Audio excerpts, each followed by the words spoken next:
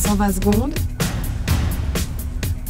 l'invité de la rédaction. C'est une bien mauvaise nouvelle pour de nombreux budgets cantonaux ainsi que pour celui de la Confédération. Vu la perte essuyée par la Banque nationale suisse durant son exercice 2013, celle-ci ne pourra pas leur allouer une part de son bénéfice. C'est la première fois que ça arrive depuis 1907, date de la fondation de la BNS, et ça met plusieurs directeurs cantonaux des finances dans l'embarras car ils n'avaient pas anticipé cette perte. Le département fédéral des finances n'avait rien vu venir non plus et il va devoir composer avec un trou de 333 millions de francs dans son budget 2014. On en parle avec vous ce matin. Jérémias Berchi, bonjour. Bonjour, monsieur. Vous êtes l'adjoint du vice-directeur de la division politique budgétaire, péréquation financière et statistiques financières à l'administration fédérale des finances. Oui, c'est ça. Voilà, en gros, c'est vous qui fournissez au Conseil fédéral les informations qui lui permettent d'établir le budget de la Confédération.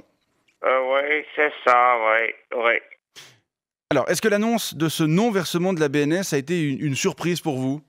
Oui, naturellement, c'était une surprise. Comme vous avez dit, on a toujours reçu de l'argent de la BNS. La Confédération, elle est actionnaire, alors elle a droit à des dividendes. Alors la Confédération n'est pas actionnaire de la BNS.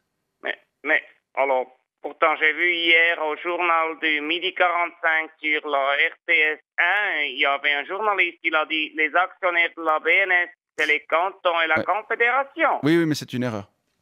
Mais, alors, et puis hier soir dans le forum, je consomme beaucoup des médias francophones pour entreprendre mon français. Il y avait le conseiller d'État, M. Broulis, il a dit les cantons sont propriétaires de 2 tiers de la BNS et la Confédération de 1 tiers. C'est ça qu'il a dit. Oui, mais c'est faux. En fait, le capital de la BNS est détenu par les cantons, les banques cantonales et les actionnaires privés.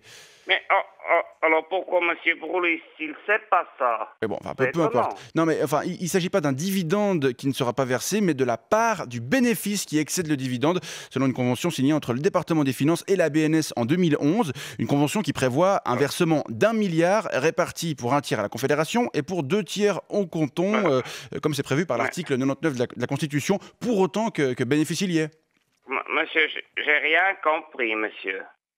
Désolé. Apparemment, vous n'êtes pas le seul, mais enfin, c'est pas grave. Ce qui nous intéresse, c'est pourquoi vous n'aviez pas anticipé que la BNS ferait une perte et qu'elle ne pourrait donc pas vous verser votre part de 333,3 millions de francs prévus par la Convention. Mais comment vous voulez qu'on anticipe ça, Comment? Il suffit d'observer le bilan de la BNS. Elle détient plus d'1 tonne d'or. Et alors, vous croyez que j'ai le temps de regarder le bilan de la BNS? Non, mais vous avez vu l'évolution des cours de l'or en 2013 ? Vous croyez que j'ai le temps de regarder le cours de l'or? Non mais M. Berchi, l'or a perdu 1/4 de sa valeur en 1 an. Et alors Je sais pas, n'importe quel apprenti employé de commerce peut estimer que quand le kilo d'or passe en 1 an de près de 50 000 francs à moins de 36 000 francs, et lorsqu'on parle d'1 million de kilos, il va forcément y avoir une perte comptable. Enfin, le calcul est simple. 15 000 francs de baisse par kilo, multiplié par 1 million de kilos, M. Berchi. Comment ça fait? Ça fait, je sais pas, moi. 15 milliards. Avec une telle moins-value, la BNS ne pouvait simplement pas faire de bénéfices. Mais vous croyez que j'ai le temps de faire des multiplications, monsieur? J'ai autre chose à faire. Ok, en tout cas, on vous souhaite, ainsi qu'à tous les directeurs cantonaux des finances qui ne consultent pas non plus les cours de l'or, de trouver une solution pour tout de même équilibrer votre budget. Jérémias Berchi, je rappelle que vous travaillez à l'administration fédérale des finances et je vous souhaite une bonne journée. Monsieur, il faut être plus gentil avec moi, s'il vous plaît. Ma femme déjà qui me tape. 120 secondes, l'invité de la rédaction.